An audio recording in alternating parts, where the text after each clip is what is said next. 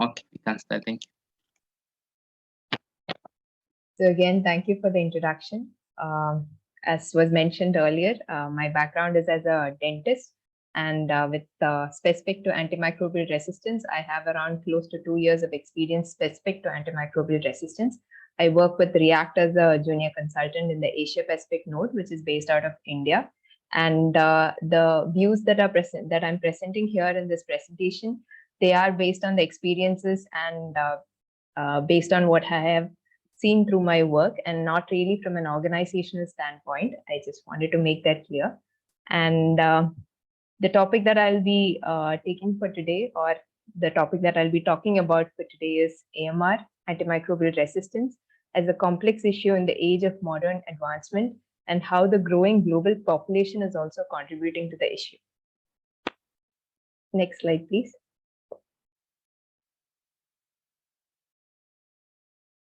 So this is just a brief outline of what I hope to cover in this entire presentation. The main idea is definitely, I've been told that there are students of both medical and non-medical backgrounds here. So the main idea is to understand antimicrobial resistance and then possibly point towards some directions in which solutions to contain antimicrobial resistance can be thought of. So we will be discussing on understanding AMR. Are the slides clear to everybody, or is it just me that it's a little unclear? Okay. Can you see the slides, or they're a bit unclear? Clear. Okay. Okay.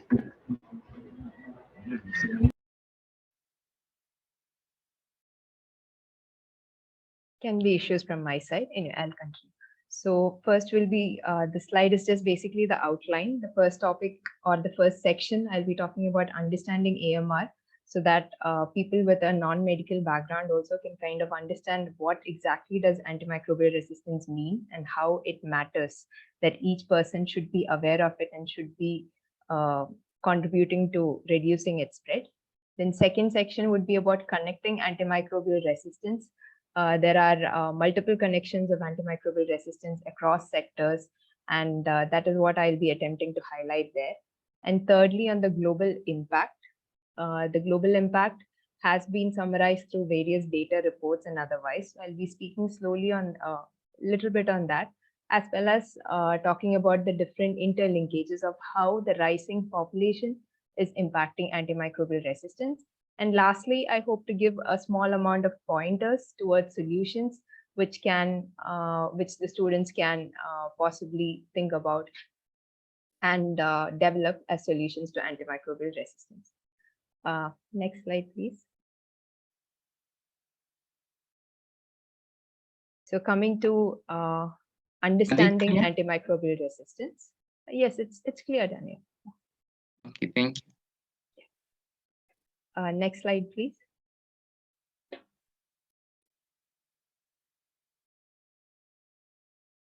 Okay, so we start with the basic questions. I promise I will not take too long on these basic questions.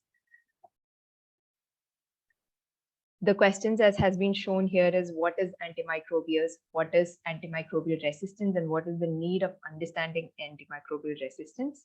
So quickly moving on to the first slide, in which I'll briefly talk about what exactly is antimicrobials.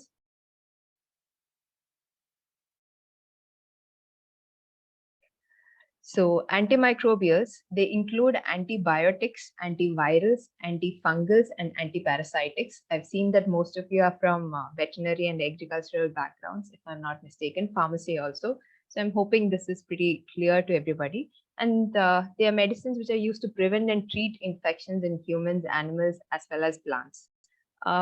Giving a little background to the story of antimicrobials, or antibiotics to be specific.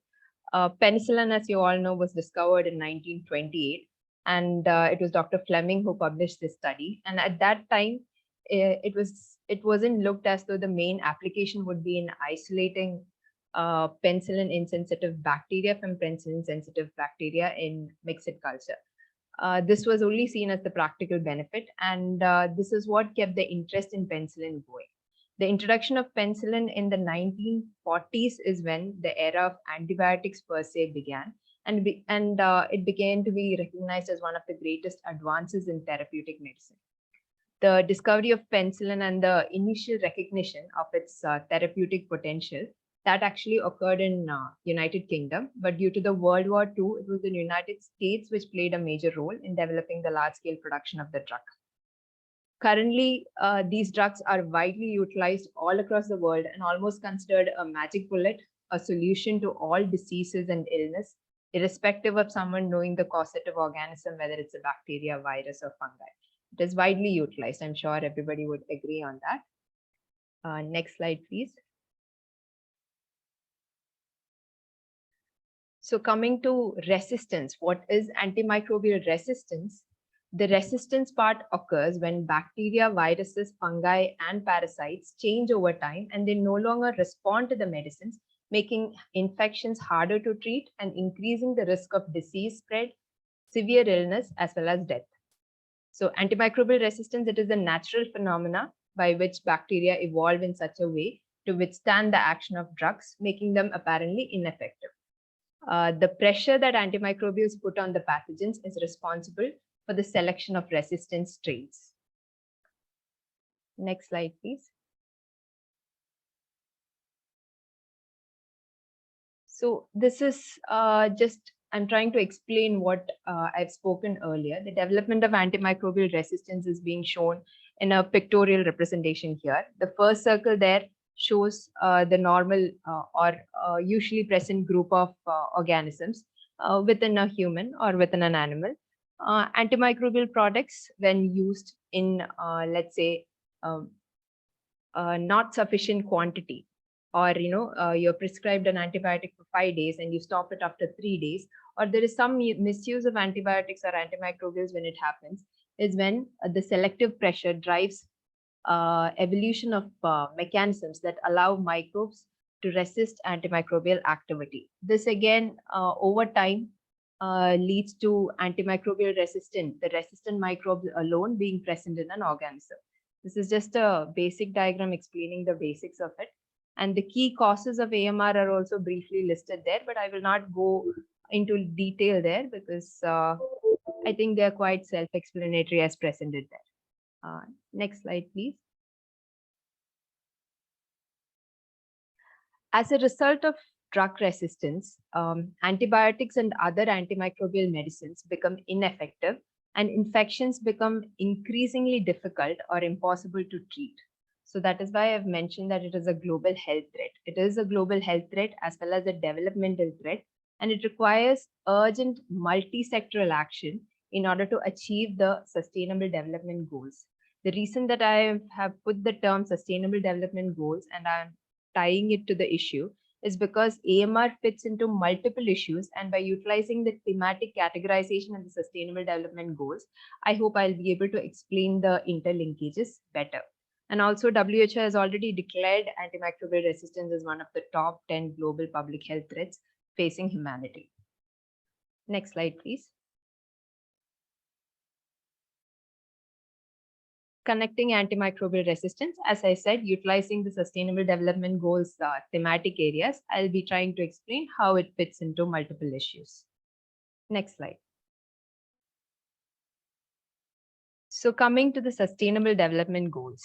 To give some context, it was in September 2015 that the General Assembly of the United Nations, the 2030 Agenda for Sustainable Development, which includes 17 Sustainable Development Goals, was adopted. So the SDGs, or the Sustainable Development Goals, it provides a blueprint for peace and prosperity for people on the planet now and into the future. This is the actual definition which is given. And the heart of it, or the summary of it, are these 17 Sustainable Developmental Goals. I've not mentioned the goals, but the pictures and the pictures are representative of the 17 goals that are listed. So these are urgent call for action by all countries, both developed and developing, in a global partnership to act towards having a better planet. They recognize that the goals recognize that ending poverty and other deprivations must go hand in hand with strategies that improve health as well as education, reduce inequality, and spur economic growth. All of this while tackling climate change and working to preserve our oceans and forests. So it's a very broad thing, and there is a particular indicator on good health and well-being also, which is what I'll be leading to in my subsequent slides. Next slide, please. So coming to how sustainable development goals and the antimicrobial resistance are interlinked, antimicrobial resistance, it has an impact on sustainable development goals. Some of the few interlinkages are shown here. The continuing emergence of antimicrobial resistance, it can limit the attainment of goal number 1, which is no poverty, and sustainable development goal number 2, which is zero hunger. When it comes to SDG 1, no poverty, how AMR is interlinked is that antimicrobial resistance can cause an additional 28.3 million people. This is from a report that I have referenced, to be pushed into extreme poverty by 2050. This is because of the high costs of treatment and chronic infections. When it comes to sustainable development goal number 2, which is zero hunger, animals which are harmed by AMR, antimicrobial resistance, this is with respect to farming animals, they affect the farmer's livelihood and broader food security. And due to increasing global population, economic growth, and developments in consumption habits, food production is expected to grow by 50 to 70% in the time frame between 2010 to 2030. This is in parallel with the use of antimicrobials in food production, which is also expected to increase by a very similar margin.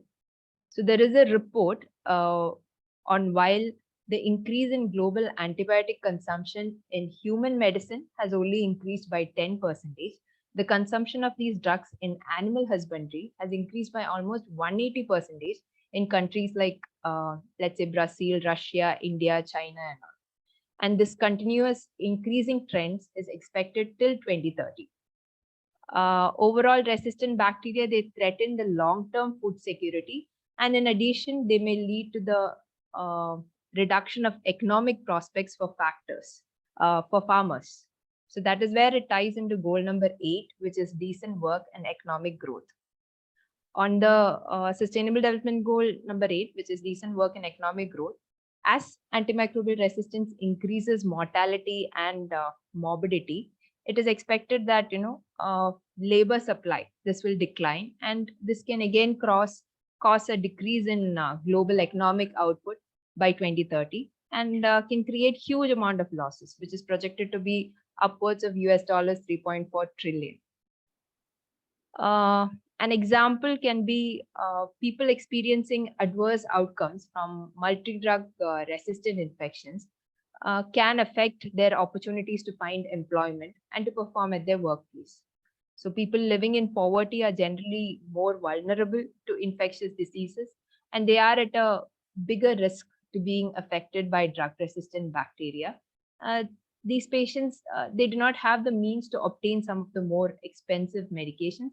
And this is one of the reasons why self-medication with antibiotics is common in regions with less developed health infrastructures, like in the case of some regions in India and other low and middle income countries. And tying it to another SDG goal is that antibiotic resistance can also directly worsen social inequalities, which is goal number 10, reducing inequalities, and also the implementation of goal number 6, which is clean water and sanitation. This will hopefully, or moving towards the implementation of this goal number 6 can curb the need for antibiotics by reducing the prevalence of several infections.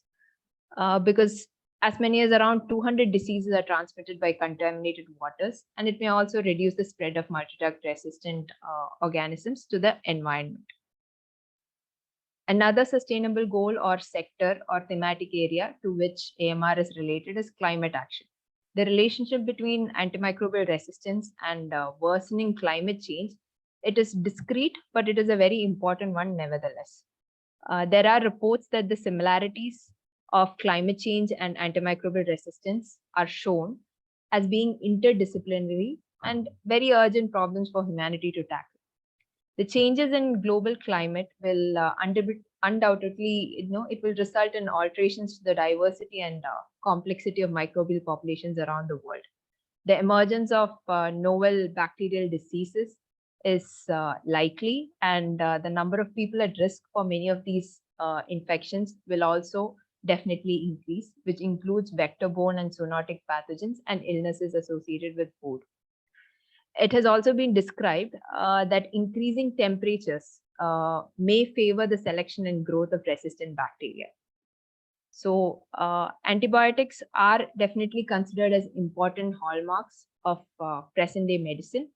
And it is unsurprising that the goal number 3, which is good health and well-being for all at all ages, it cannot be achieved with the development of resistance, and the associated excess death rates are not addressed properly.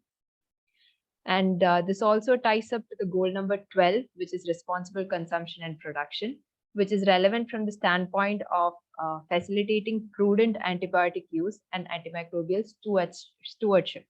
I hope the term stewardship is familiar to everyone. It is basically utilizing antimicrobials only when it is necessary, and utilizing it with utmost care so that overuse is prevented.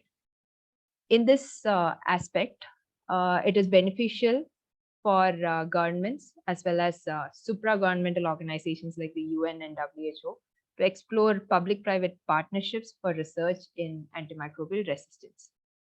As resistant bacteria, they do not respect borders. The long-term management of resistance can only be successful with full and continuous collaboration of all global stakeholders and countries.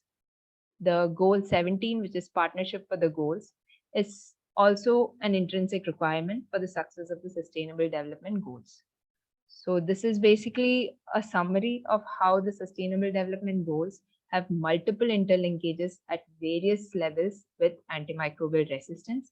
And I hope to get into the details of just some of them in the upcoming slides. Next slide, please.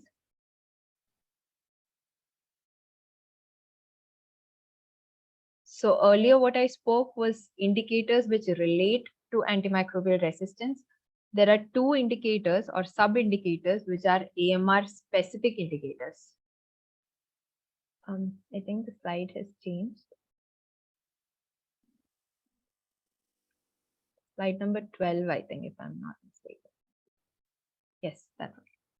So these are the 2 indicators which are specific to antimicrobial resistance when it comes to Sustainable Development Goals. There is the Sustainable Development Goal indicator 3D.2, so on, which is shown. I think again the slides, yeah. So the percentage of bloodstream infections due to selected antimicrobial resistant organisms, and another indicator which caters towards proportion of healthcare facilities that have a core set of relevant essential medicines available and affordable on a sustainable basis. The second indicator, this ties with the equitable access of antimicrobials globally. The broad effects of antimicrobial resistance on Sustainable Development Goal number 3, SDG 3, which is good health and well-being, is highlighted or can be summarized as AMR increases treatment costs. Universal health coverage will be unattainable for many countries because of this reason. In addition, issues like reducing child and infant mortality also heavily relies on the effectivity of antibiotics. To conclude with in this section in Sustainable Development Goals and its interlinkages with antimicrobial resistance, beyond Goal 3, antimicrobial resistance is central to several other SDGs. As was stated earlier, the SDG number 1, which is no poverty, as it can push people into extreme poverty due to high cost of treatment and chronic infections. On SDG 2, which is zero hunger, animals harmed by AMR affect farmers' livelihood and causes issue to broader food security. And SDG 3, as stated earlier, AMR increases mortality as well as morbidity, and labor supply would also be affected. So there are many interlinkages, and these are just some of the important summaries as well as the 2 indicators which are specific to AMR, which is present with respect to SDGs. Next slide, please. In this next section, we will be talking about I'll be trying to explain about the global impact of antimicrobial resistance and how it connects with the current issues or the current situations in the world. Next slide, please.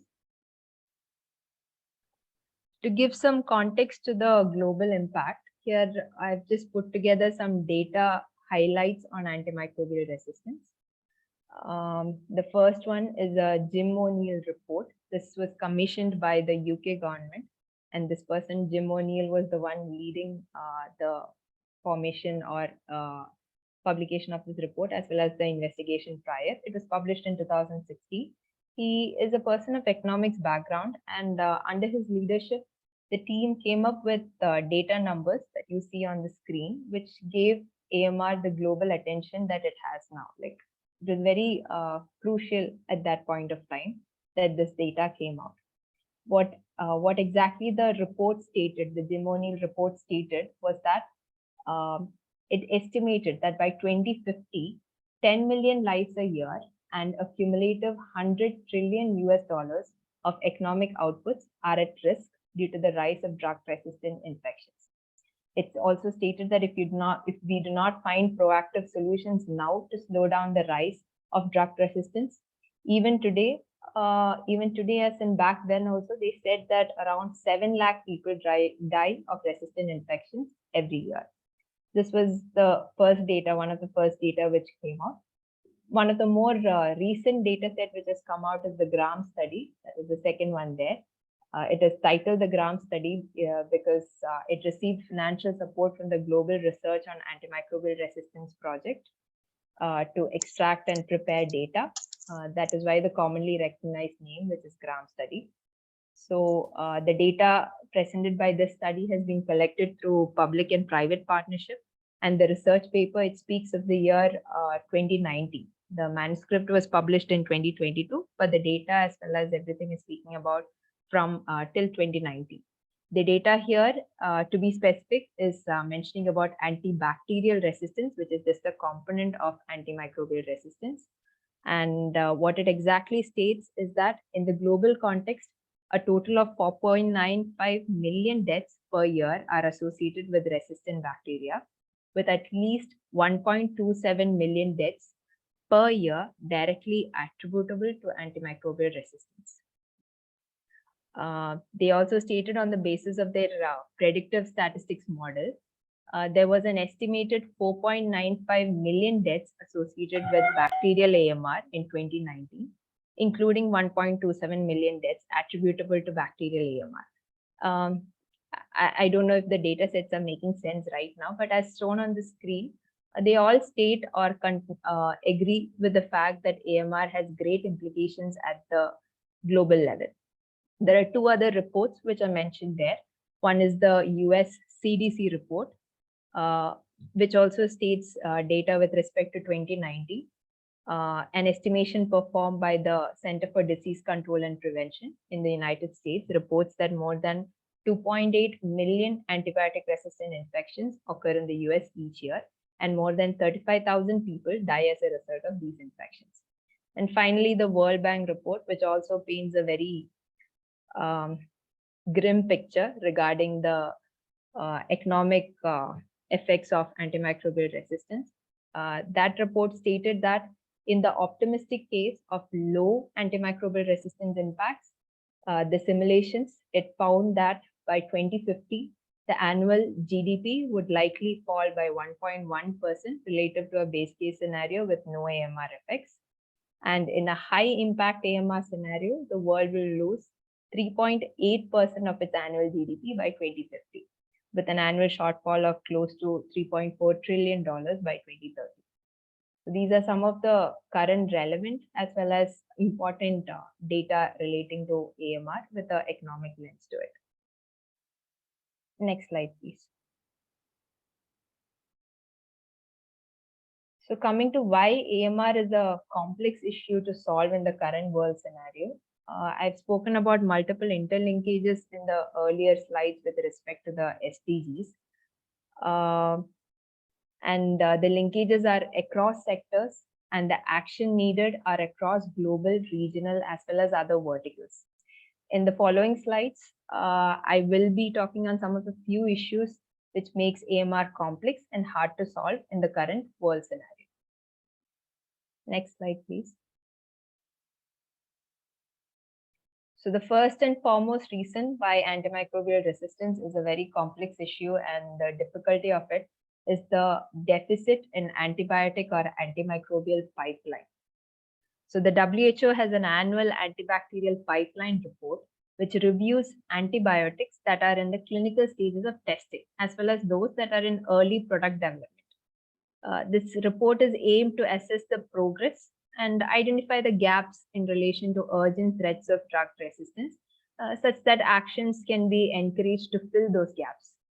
The 2020 report, it reveals that the pipeline, the antibiotic pipeline is nearly static with only very few antibiotics being approved by regulatory agencies in the recent years. And out of these, most of these agents in development, they offer very limited clinical benefit over existing treatments, with around 82% of them that are recently approved are derivatives of existing antibiotic classes. And at the end of the day, only a fraction of these will ever make it to the market due to the economic and inherent scientific challenges in the drug development process. This is compounding the fact that there is small return on investment from successful antibiotic products. And that is why there is limited interest of major private sectors and most large pharmaceutical companies. So explaining a little about the economic barrier in this field, Acagen, it was a biopharmaceutical company which was headquartered in South San Francisco, California, and it filed for bankruptcy after spending around 15 years developing an antibiotic for difficult to treat urinary tract infections. Now, one of the possible reasons that media has taken up as to why this situation has come up or this bankruptcy issue is happening, that is an interesting story. So what it explains is that under the current drug reimbursement model, a pharmaceutical company profits are based on the volume of drugs sold. So this is a suitable model for drugs of chronic conditions like diabetes and heart conditions and so on. But antibiotics are different from these other ones because patients, they take them only for a short period. In addition, when a company develops a new antibiotic, clinicians, they want to keep it on the shelf until other options are exhausted in order to slow down the development of resistance. That makes it very difficult for companies to make money on new antibiotics. And for small companies like Acagen, the lack of return, it drives away the much needed investors. So one of the solutions being pointed out is changing the payment model for antibiotics as crucial. And this is again being explored globally as a subscription model and many other models which are being explored. But the solution is still not really found. It is still in an exploratory stage. So this is one of the major reasons why AMR is a complex issue. Moving on to the next one.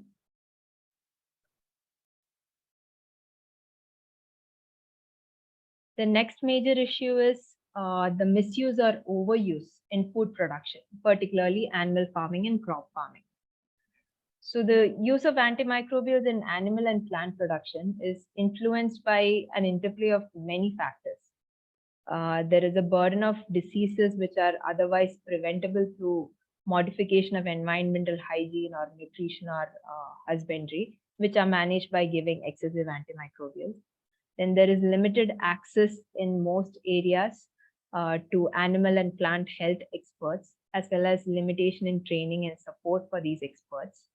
Then there is use of antimicrobials as growth and production promoters in animals. There is lack of regulation and oversight of the use of antimicrobial drugs.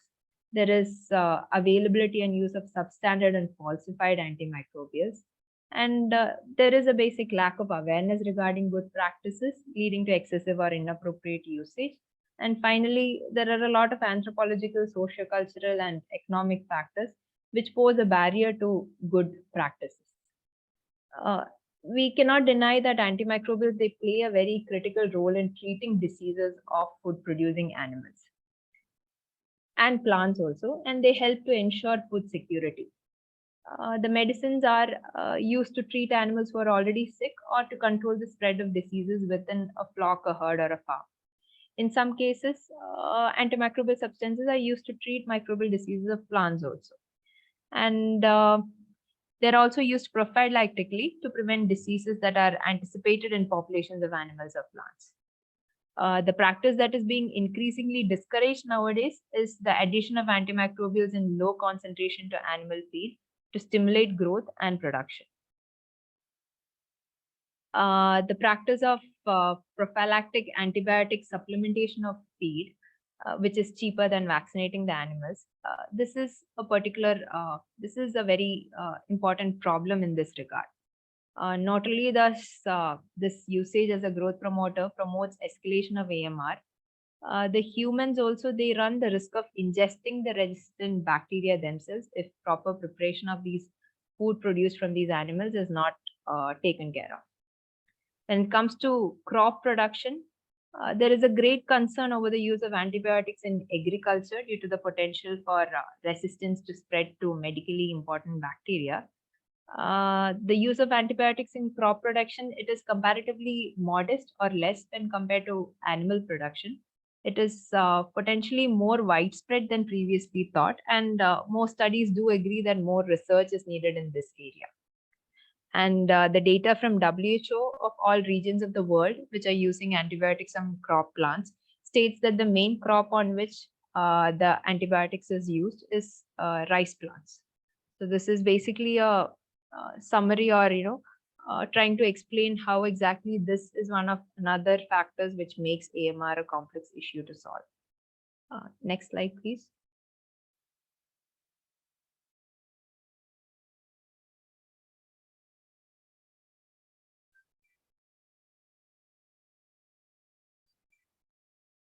Next slide, please. Yeah.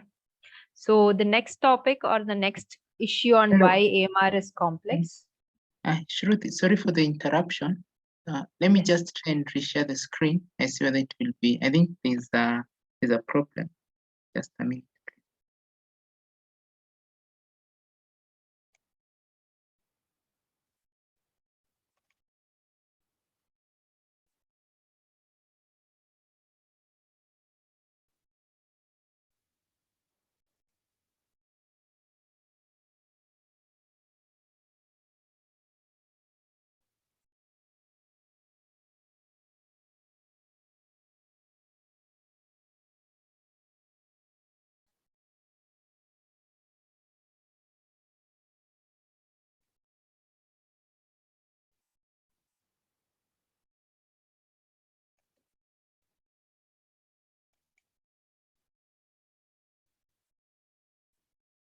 Is it visible now, or is there distraction still at the top?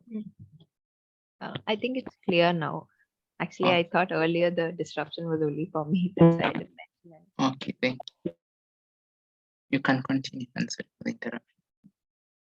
So coming to the next topic on why AMR is a complex issue, the complexity of it can be explained. One of it is the water scarcity, poor hygiene and sanitation, which again relates with antimicrobial resistance.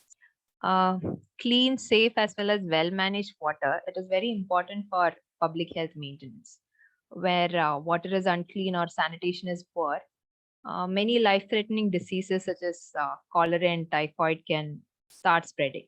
And where water is unregulated, or there is unregulated pollution like contamination from chemicals, pathogens, or excreta, that is another risk. Poor hygiene, meanwhile, amplifies each of these problems as well as antimicrobial resistance. To give some more details on this context, to start with, poor sanitation and unsafe water, it causes a range of bacterial infections that heightens antibiotic usage. Even though access across Southeast Asia region or in general has improved, water sources is now at 90% for operation and maintenance of water and sanitation systems continue to be a reality. Millions of people in the region, they remain susceptible to waterborne diseases, both in Southeast Asia as well as in other LMIC regions, that is low and middle income country regions. with high rates of infections compounded by self-medication and inappropriate antibiotic use. Next, poor water, sanitation, and hygiene in healthcare facilities is a cause of hospital-acquired infections that accelerates bacterial mutation. I think the slide has gone now.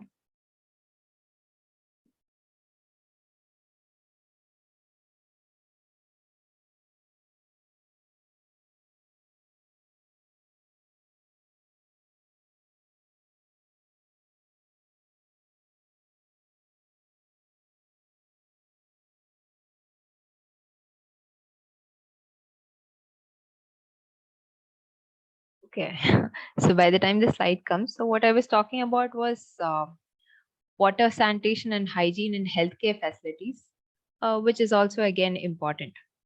Some of the most dangerous antibiotic resistant bacteria, including NDM1, MRC, and so on, has emerged from healthcare settings. And finally, ill-regulated wastewater is also an important source by which scattering of antibiotic residues and antibiotic resistant bacteria to the environment occurs. Across regions, contaminated wastewater from homes, hospitals, pharmaceutical industries, nursing homes, they all find its way into natural water sources as well as soil as well as crops.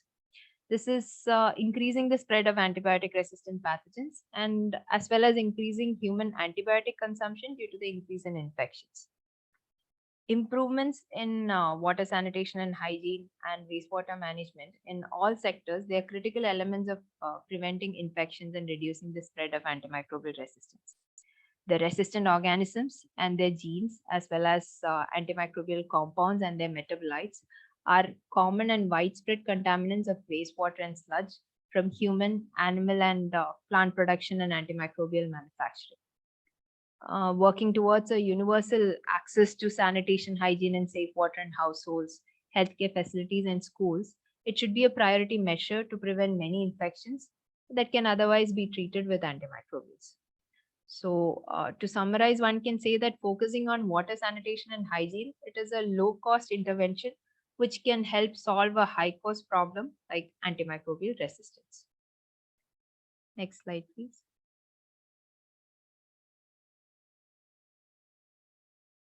Relating the issue to population growth, there is poor urban design, housing congestion, and all of these are also contributing towards drug resistance. So it is well known that increasing globalization contributes to development and spread of AMR.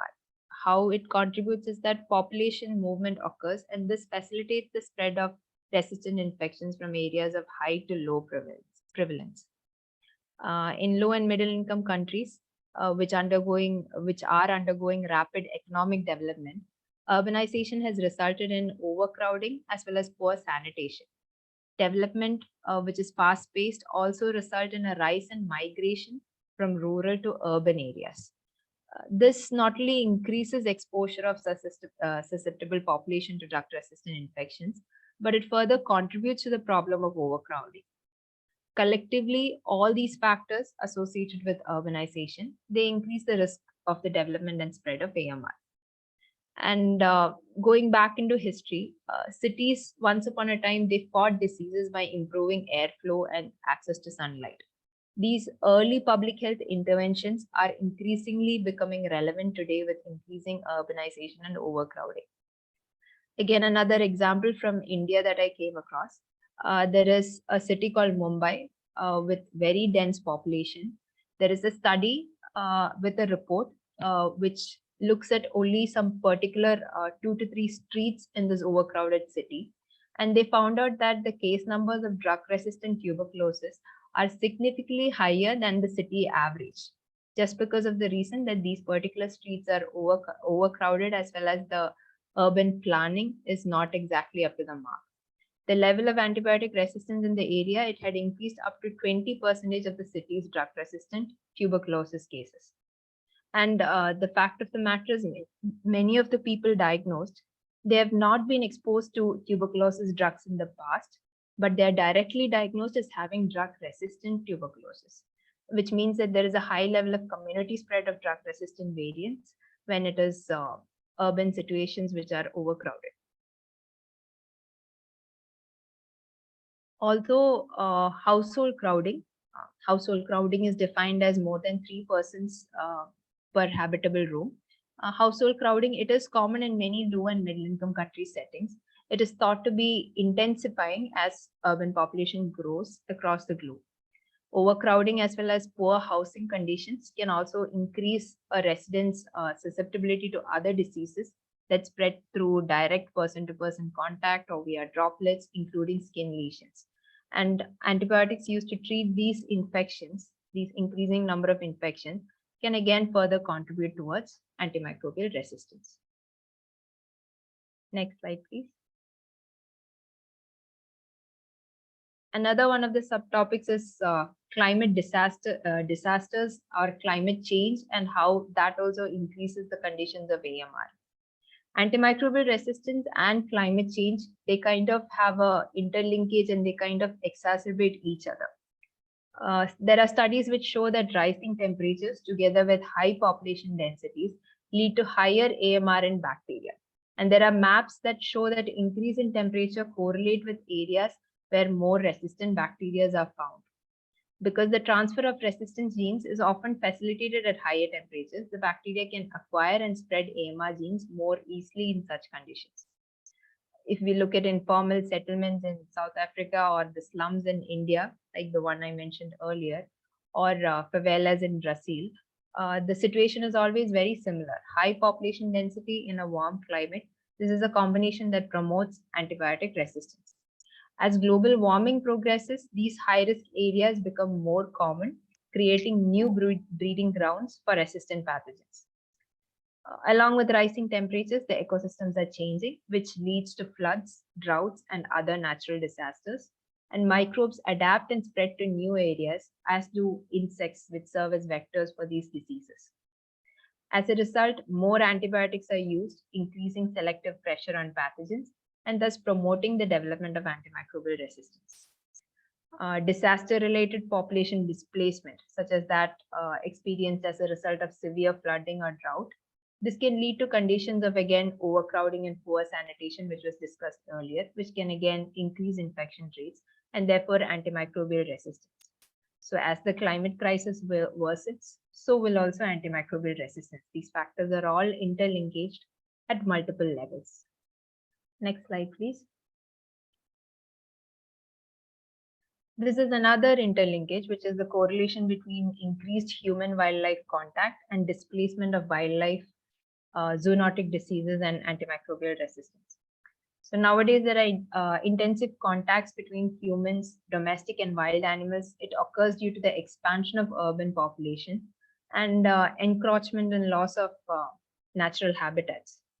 Even though wild animals are unlikely of being treated with antibiotics, the overlap between habitats, it inevitably increases the transmission of resistant bacteria between the different niches.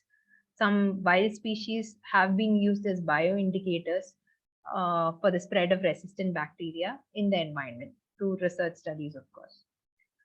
Inadequately treated waste from human and livestock animals treated with antimicrobial substances promotes the spread of resistant bacteria from animal stables and wastewater treatment plants to the environment and thereby to the wild animals and fauna. The presence of bacteria carrying antimicrobial resistance genes in wildlife, it is an indicator that resistant bacteria of human or livestock origin are widespread in the environment. In addition, this can represent an additional challenge for human health, since wild animals can act as efficient AMR reservoirs and can create linkages between human, livestock, and natural environments spread of diseases. Also, markets which sell meat or byproducts of wild animals, they are also particularly high risk due to the large number of new or undocumented pathogens which are known to exist in some wild animal populations. People living adjacent to wilderness areas or in semi-urban areas with high numbers of wild animals are at risk of diseases from animals such as rats, foxes, or raccoons. In general, to prevent further outbreaks, countries need to consider conserving wild habitats, promoting sustainable agriculture, strengthening food safety standards, and monitoring and regulating food markets, and also curb the illegal trade in wildlife. I do understand the linkage here is a little bit vague and definitely not clearly conveyed in one slide, but I hope it has thrown some light into the fact that there is definite interlinkages, and this is also definitely an area to be looked into. Next slide, please.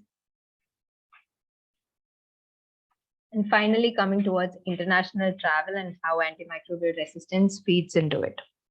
The ongoing COVID-19 global pandemic, it has highlighted the ease with which infectious diseases can be disseminated by international travel.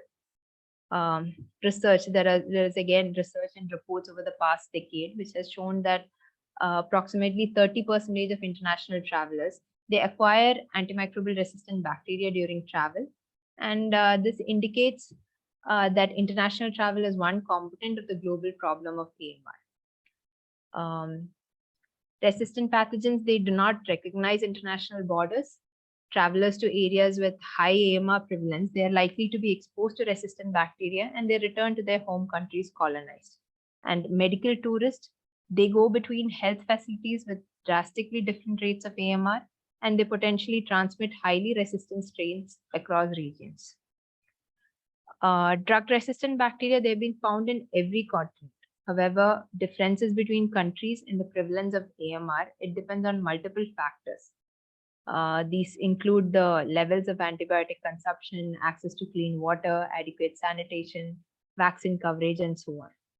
Ultimately, to curb travel-associated AMR, there needs to be a global progress in addressing AMR, and resistance in any single country has the potential to reach everywhere. Investment is definitely needed in healthcare systems of low and middle income countries. And when it comes to high income countries, it is greater attention to antimicrobial stewardship, which is needed when it comes to this aspect. Next slide, please. So this kind of the earlier section, it definitely does not cover the whole of all the interlinkages, but these are some areas that I thought to highlight or attempt to highlight in the limited time. And I hope the content, it was of some benefit to think of potential linkages and solutions towards AMR. Next slide, please. Here I've just listed out some of the EC, I would say, some of the EC and low-hanging directions of solutions here. As stated on the slide itself, multidisciplinary collaborative approach is demanded for combating antimicrobial resistance. Some of the possible straightforward solutions is what I've listed here. And these are just a fraction of the numerous innovative solutions that can be conceived towards AMR mitigation. So one of the first one that I've mentioned is a global public awareness campaign. It is definitely important to educate societies about the danger behind overuse and misuse of antimicrobials, as patients still commonly demand antimicrobials from doctors or buy them over the counter without a prescription. A well-delivered public campaign is something that can reduce the number of prescribed antimicrobials or reduce the over-the-counter sale of antimicrobials, which again contributes towards AMR. With respect to water hygiene and sanitation, improving sanitation can prevent the spread of infection. And prevention is always better than cure. By improving healthcare systems and living standards, we can reduce the demand for antibiotics and therefore give less chance for new resistant strains to develop. And the next one of the possible solution is reducing unnecessary use of antimicrobials in agriculture and thereby their contamination into the environment. The vast majority of global antimicrobial consumption comes from agriculture as well as aquaculture. The use of antibiotics solely for infection prevention and most importantly growth promotion, this should be considered dangerous, unnecessary, and measures should be taken to avoid or reduce it at all costs. And one of the other low-hanging solution is improving global surveillance of drug resistance and microbial consumption. For scientists as well as physicians, to understand the mechanisms of acquiring new resistance. Monitoring the cases already present is definitely important. So insights into current and past AMR related data should definitely be looked into. And the three areas require better structure and information, as in more information on antibiotic consumption among humans and animals, resistance rates for the available drugs, and research knowledge on the molecular foundations of antimicrobial resistance. Some of the other possible solutions which are not mentioned here is promoting new and rapid diagnostics being developed as well as made available equitably to all countries, and promoting development and use of vaccines and alternatives. Next slide, please.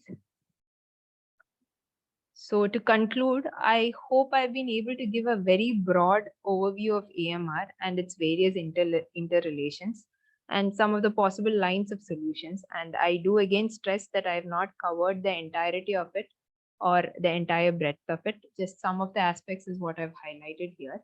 And the resources here are some of the other resources that I've used to prepare the talking points. And I hope I was able to provide a broad overview. Thank you.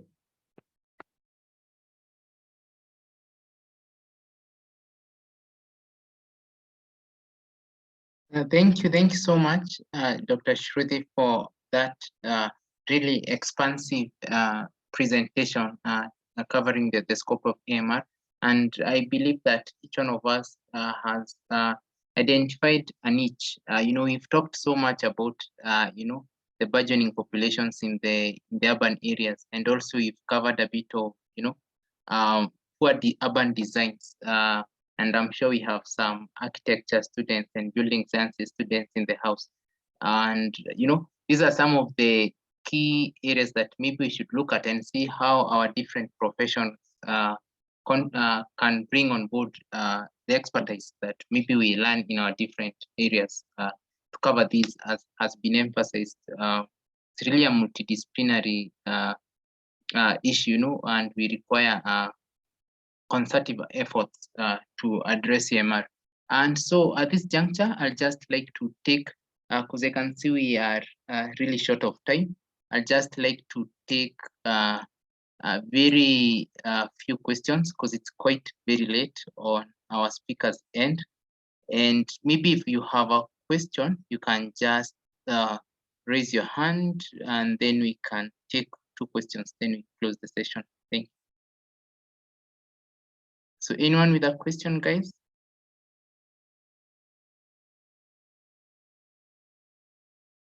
Okay, Colonel, you can go for it. Okay, thank you so much. Am I audible? You are quite far from, I think, Mike, we can hear you, but you're not very audible. Okay, I'm quite far to my speaker. Is it not clear? Not yet. You are not clear, Colonel. Maybe are you away so much from your mic, or maybe you can type the question in the chat box. Your mic has an issue. Okay. Hello. Yes, you're not clear. You can go ahead. Okay, thank you so much. I think we've appreciated how global population burgeoning raises the relevant discussion of water sanitation in our team. Colonel, I can't hear you from my end. Maybe Dr. Shruthi, you can confirm. Can you hear? Because not really. It's not quite clear. Okay. Maybe you can type your question kindly if the mic has an issue. I think I could just type my question whilst someone could just say another question. Okay. Now, anyone else with a question? As wait for panel to type their question in the chat box.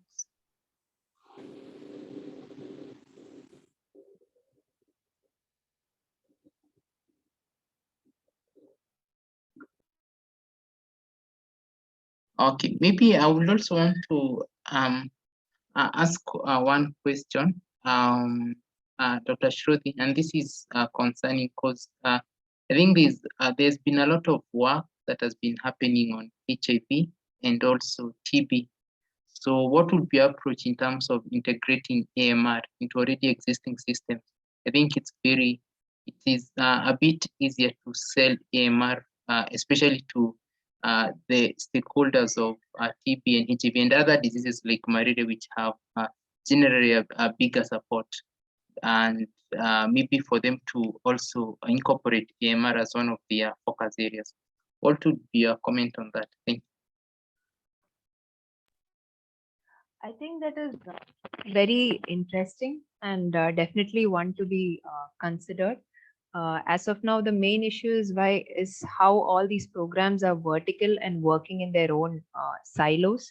So integrating AMR into them is definitely more efficient of human resources as well as funds, rather than trying to create a separate vertical for AMR alone. So integrating is definitely something that we should be looking into. But the main problem that is being faced by people who are trying this approach is that HIV and TB and all are well established and in their structures and everything. And the resistant part, the resistant drug resistant tuberculosis and all are just a small subcomponent of it. So the integration part, even though there are people attempting it, it is not really seeing some success, but there is, if I'm not mistaken, a general agreement that integrating AMR into these diseases is definitely the way to move forward, rather than trying to create a separate vertical for antimicrobial resistance or surveillance system specifically for antimicrobial resistance or things like that. Thank you. Thank you so much for the response. Can I see your question? Have you maybe typed? If not yet, maybe you can just share it with me, then I'll forward it to Dr. Shruthi via email, because it's 10:30 p.m. on her end, and I wouldn't really love to take much of your night time. So thank you everyone for attending the session today. I believe that we've had generally a very good scope and a summary of everything, most of the key things about AMR. This was just to refresh us and try to also bring out the essence of multidisciplinary approach in terms of addressing AMR, and for each of us to try and think and see what role that we can play in our different professions and areas of expertise. So with that, I would love to give Dr. Shruthi a chance. You can share your final remarks. Then I think we can end there for today. And thank you so much, Dr. Shruthi. I really do appreciate the sacrifice and the support. Thank you. Thank you so much. This has been a really wonderful opportunity, but I must confess that in the time provided, I have attempted to go as broad as possible, and probably in that attempt, I might not have given enough clarity on each of the topics. But I'm happy to provide all the resources that I have referred, and some of them have really a lot of great details if you want to go into details. And thank you. Thank you for having me here, Dan.